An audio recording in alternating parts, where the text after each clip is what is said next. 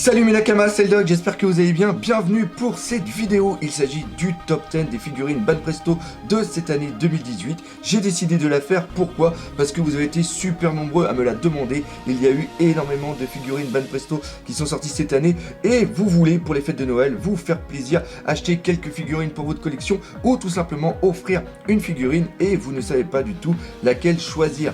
Et je ne sais pas si vous avez remarqué, mais au début de la vidéo, il y a eu l'annonce avec le magasin Chibi Akihabara et pour Noël ce n'est pas 5% de réduction mais bien 10% de réduction, et si vous achetez pour plus de 100 €, et bien vous avez les frais de port gratuits.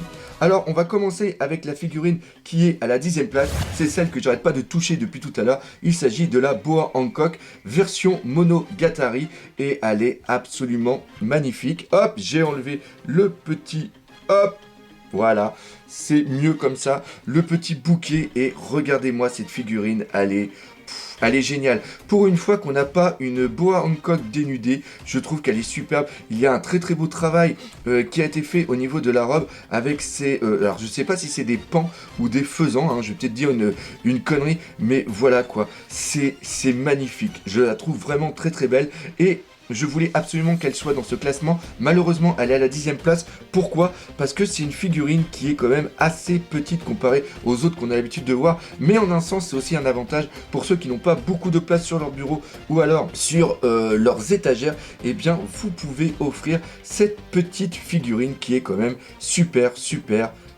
mignonne.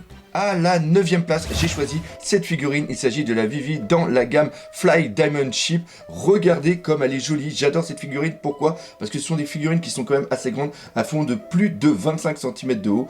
Et regardez ça. C'est vraiment ultra super classe. Alors oui, certains me diront qu'elle a des boobs quand même assez proéminents. Je ne dirais pas le contraire. Mais trouver une petite Vivi comme ça, assez, on va pas se mentir, assez sexy dans une tenue qui est quand même assez différente de ce qu'on peut trouver dans le manga, eh bien je trouve que c'est excellent et c'est pour ça que je l'ai mis à la 9e place. À la 8e place, j'ai choisi de prendre ces figurines du lot complet. Alors c'est deux lots, il s'agit du lot volume 1 et du lot volume 2. Vous les avez juste ici d'ailleurs. Vous voyez que le volume 1 c'était le Luffy, le petit truc avec l'inscription que j'ai complètement oublié, le Chopper, la Robin ainsi que le Zoro, et le deuxième volume il est juste ici et je trouve que c'est vraiment excellent. Encore une fois, on reprend une illustration d'Ichiro Oda et regardez comme elles sont superbes. Il y a des effets de transparence qui sont vraiment très bons. Là, on a l'exemple avec ce Sanji.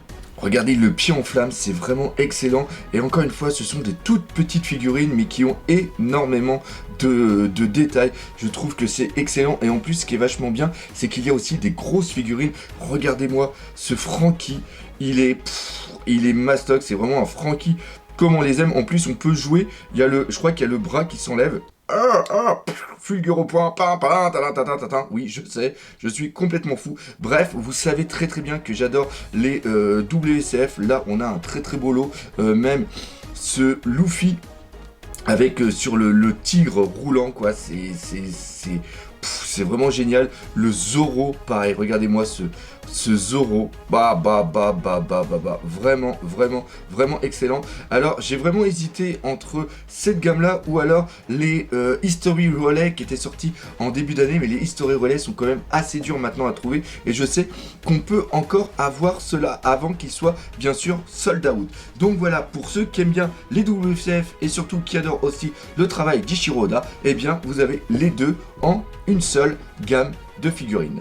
À la 7e place, j'ai choisi encore une fois une WCF. Il s'agit du Sunny dans la version méga WCF. Et regardez comme c'est mimi avec le petit Luffy qui est juste dessus. Pourquoi je l'ai choisi? Tout simplement parce que au niveau du prix, on est dans quelque chose d'absolument imbattable. Elle est vendue 24,99 € si mes souvenirs sont bons. Ce qui fait normalement une WCF à 14,90 €. Et là, ça vous fait le bateau, le Sunny, pour seulement 10 € de plus. Donc voilà, c'est dingue et le Sunny est quand même assez bien fait. Regardez ça, j'adore, franchement j'adore. Encore une fois, hein, vous savez, on en a parlé tout à l'heure, la gamme des WCF c'est assez cool. Et en plus, ce qui est très bien, c'est que le pont est assez long pour pouvoir mettre d'autres WCF dessus, vous pouvez vous faire un petit diorama avec. Bref, cette WCF, je l'ai foutu à la 7ème place de ce classement. À la 6ème place, j'ai choisi qui? J'ai choisi ce Sanji. Regardez-moi la pose, c'est une recolorisation qui a été faite cette année par rapport à une sculpture art qui datait d'il y a 2 ans, si mes souvenirs sont bons. Et justement, il manquait quelque chose au niveau de cette figurine. C'est pas le dynamisme, parce qu'il est vraiment présent. On sent qu'il va décocher un bon gros coup de pied. C'est tout simplement cet aspect de flamme qui est, de jambes enflammées qui est présente ici, qui va vraiment parfaitement avec le personnage. Il y a vraiment une très belle couleur. En plus, la chemise a changé de couleur. Elle vient justement refléter la lumière qui est ici. Normalement, la chemise était verte dans l'autre version. Et là, ils l'ont mis orange. Et ça vous donne vraiment un Sanji hyper badass. Encore une fois, il est à la 6ème place. Il aurait pu être plus haut. Le seul problème qu'il y a avec cette figurine, c'est malheureusement qu'elle est assez petite. Enfin, c'est raisonnable. Elle fait moins de 20 cm. Alors que maintenant, on a l'habitude d'avoir des figurines qui sont entre 20 et 25 cm. Donc, si elle avait été plus grande, c'est sûr qu'elle aurait été au moins à la 3ème place de ce classement. À la 5ème place, j'ai choisi cette figurine. Il s'agit de la Boa Hancock Lady Edge Wedding.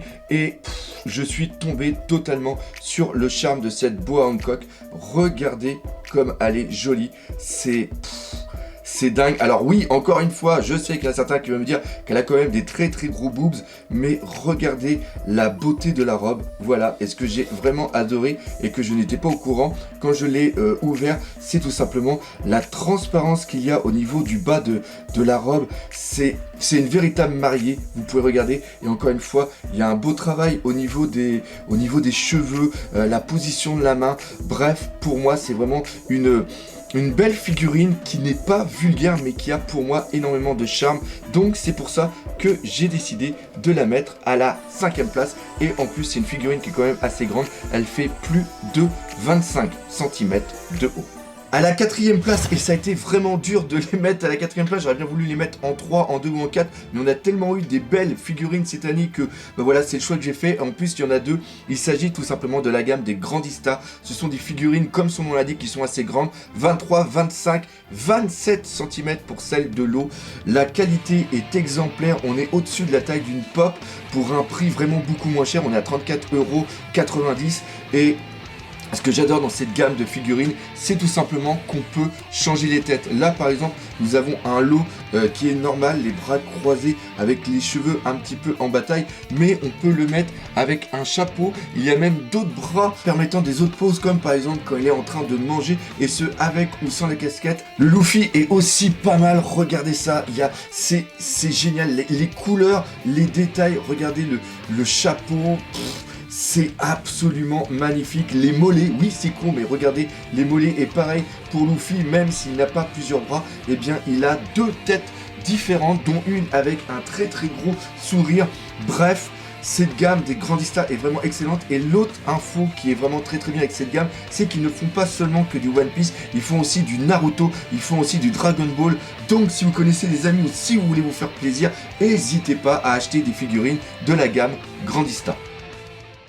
À la 3ème place, il va y avoir cette gamme de figurines. Et oui, on va pas parler d'une figurine en tant que telle, mais bien d'une gamme. Il s'agit des BWCF, Banpresto World Coliseum Figure. Celle-ci, c'est la version spéciale qui est sortie avec un Luffy en pleine attaque. J'adore le dynamisme qu'il y a eu au niveau de cette figurine. Regardez ça, c'est vraiment génial. C'est comme ça qu'on le voit dans l'anime. Après, on a un Zoro qui est vraiment excellent. Pareil, très bon dynamisme. Et d'ailleurs, c'est lui le vainqueur au niveau de cette gamme de cette année.